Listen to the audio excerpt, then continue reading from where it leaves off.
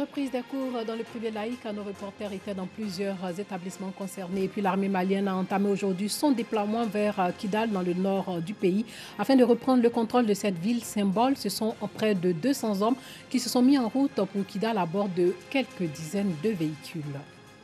Bonsoir et bienvenue dans le journal. Les cours ont repris dans le privé laïque une semaine après le mot d'ordre de grève lancé par le syndicat des enseignants et personnels du privé laïque. Cette reprise n'entache en rien la volonté du Cinéplacy de voir se mettre en place des négociations pour la prise en compte de leurs revendications. Le reportage de Bintou Pekele commenté par Gassoro Kone. Marcory, groupe scolaire Les Alouettes. Ce lundi 10 février, Florence Quinhou, secrétaire de direction, et ses collègues sont en plein boulot. Cela après la levée du mot d'ordre de grève du Cinéplacy, syndicat des enseignants et personnels du privé laïque. Selon elle, tout se passe pour le mieux. Nous avons suivi le mot d'ordre de grève. Lorsqu'ils ont repris les activités, nous aussi, aussitôt on a repris. Tout a bien repris. Il n'y a plus d'autres incidents jusqu'à ce jour. Continuer d'enseigner les enfants, c'est encore pour faire avancer le pays. Dans les salles de classe, enseignants et élèves sont présents. Nous retrouvons dans cette salle Abdoulaye Bané, cet élève de CM1, cours moyen première année, qui, en période de grève, voulait coûte que coûte retrouver le chemin de l'école.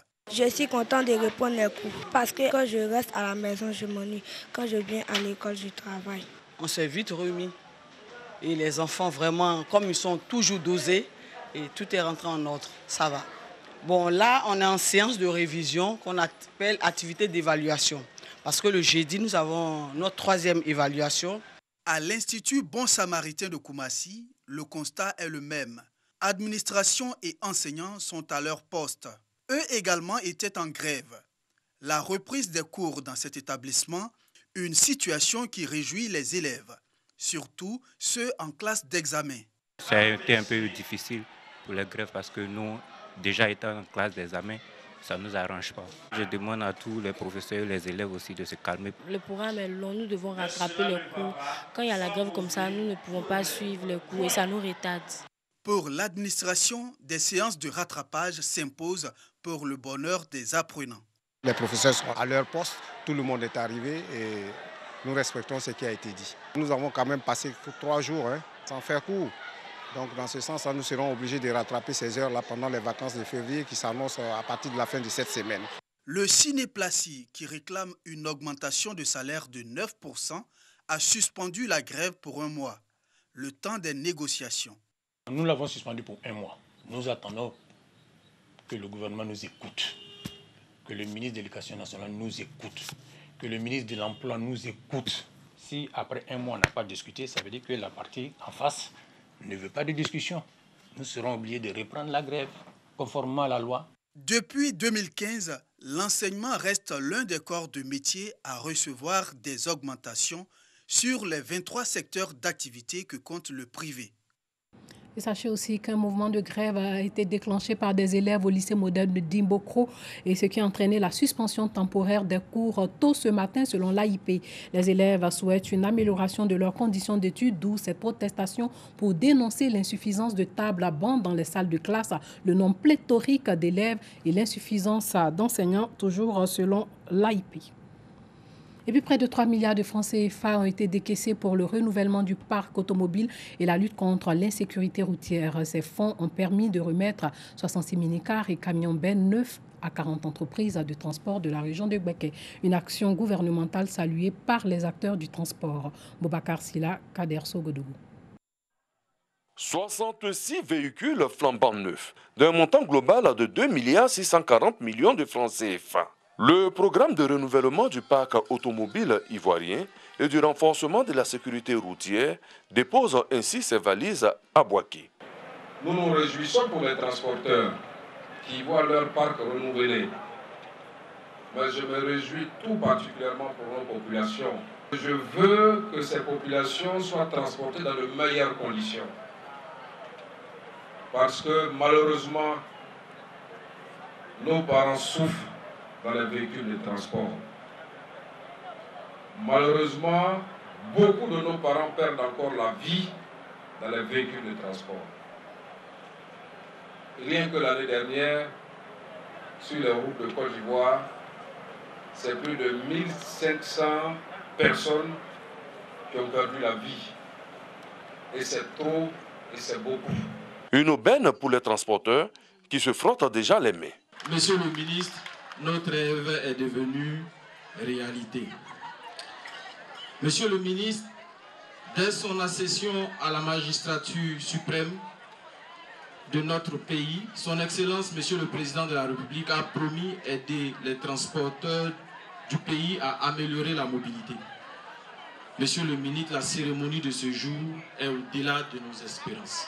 Boaké est le cardinal du système de transport ivoirien. Quand Boaké marche, tout marche. C'est pour cela que nous voulons vous dire que vous, monsieur le ministre, que dire de ce que vous avez pu faire pour que nous soyons là aujourd'hui?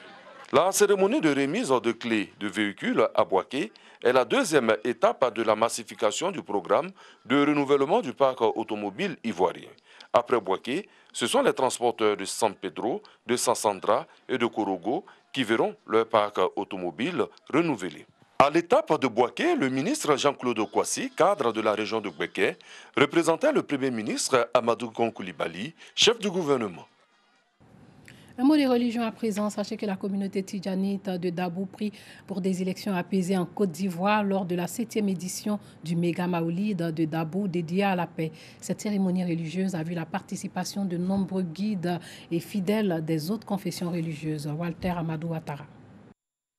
La 7e édition du Giga Maoulid de Dabou, dédiée à la paix, s'est tenue à l'école primaire Les Boutous de Dabou, non loin de la grande mosquée. À cette occasion, Cheikh Malik Konaté, guide spirituel du groupe de réflexion islamique, spirituelle et ésotérique Grise, a animé une conférence sur l'importance de la cohésion sociale et du vivre ensemble. Pour lui, le musulman a le devoir de préserver une atmosphère paisible autour de lui.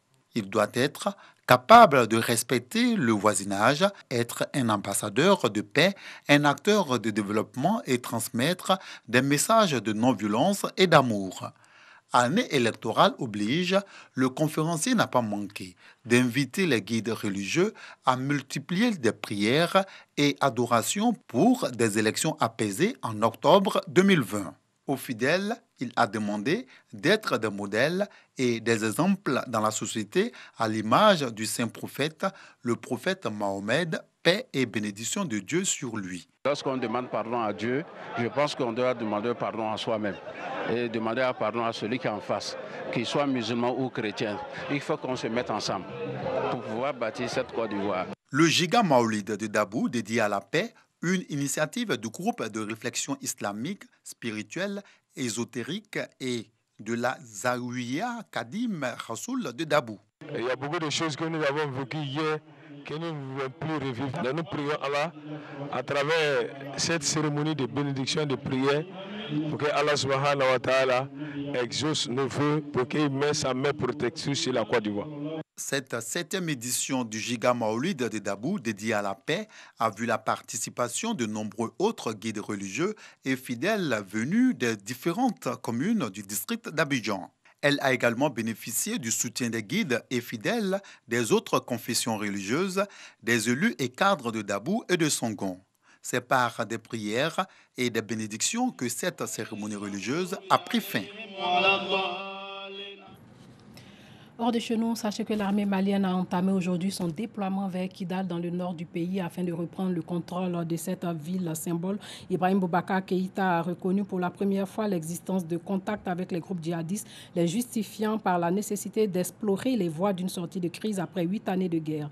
Dans un contexte de grave détérioration sécuritaire dans le pays et au Sahel, le retour de l'armée nationale à Kidal aujourd'hui sous le contrôle d'ex-rebelles Touareg est anticipé comme une affirmation forte d'un rétablissement de l'autorité de l'État malien qui ne s'exerce plus sur de larges pans du territoire. Human Rights Watch a appelé aujourd'hui aussi Bamako à mettre fin à la quasi-impunité des groupes armés islamistes et d'autodéfense communautaire responsables l'an dernier d'un nombre record d'atrocités qui ont coûté la vie à plus de 450 civils dans le centre du Mali.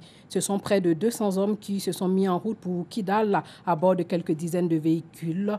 Et le retour de l'armée malienne à Kidal est censé préluder au déploiement d'autres unités reconstituées à Ménaka, Gao et Tombouctou. En Algérie, 20 ans de prison ont été requis aujourd'hui contre Saïd Bouteflika, frère et ex-puissant conseiller du président déchu Abdelaziz Bouteflika et ses 3 co-accusés, 2 anciens patrons du renseignement et une responsable de parti politique, rejugés en appel depuis hier dimanche en Algérie. Ces réquisitions sont les mêmes que lors du procès de première instance en septembre devant le tribunal militaire de Blida, à une cinquantaine de kilomètres d'Alger, qui avait condamné les 4 accusés détenus depuis leur arrestation en mai 2019 à 15 ans d'emprisonnement pour complot contre l'autorité de l'armée et de l'État. Comme en première instance, le procès en appel se déroule à huis clos. Peu d'éléments ont filtré sur le déroulement de l'audience hier, durant laquelle les accusés ont été entendus. Et puis la justice française a condamné en appel aujourd'hui Théodorin Obiang, vice-président de Guinée équatoriale, à 3 ans de prison avec sursis et 30 millions d'euros d'amende pour s'être frauduleusement bâti un patrimoine considérable en France. Les magistrats ont également confirmé la confiscation de l'ensemble des biens saisis, dont un somptueux hôtel particulier situé à avenue Foch à Paris, qui reste toutefois suspendu à une décision de la Cour internationale de justice. La Cour d'appel de Paris aggrave ainsi la condamnation prononcée en première instance le 27 octobre 2017. Sachez que le tribunal correctionnel de Paris avait prononcé la même peine d'emprisonnement contre le fils du président équato-guinéen, mais avait assorti l'amende de 30 millions d'euros du sursis. Théodorin Obiang, à 50 ans, a été reconnu donc coupable de blanchiment d'abus de biens sociaux, blanchiment de détournement de fonds publics, blanchiment d'abus de confiance, contrairement au premier procès. Il a toutefois été relaxé du délit de blanchiment de corruption. Les sommes blanchies en France sont estimées à 150 millions d'euros. Après plusieurs jours passés en vain à chercher un abri dans le nord-ouest de la Syrie, Gossoum affirme ne plus savoir où aller avec sa famille qui fuit l'avancée des forces du régime et les bombardements russes dans la région d'Idlib. Nous sommes partis sous de lourds bombardements. Il n'y a pas un endroit à Sarmine qui n'a pas été touché. Nous sommes sur la route depuis 2 jours. Nous dormons sous les arbres. Il n'y a pas de maison avec de la place pour nous. Et dans le camp non plus. Nous allons vers le nord à la recherche d'un autre camp. En Syrie, dans la région d'Idlib, les déplacés ne savent plus où aller.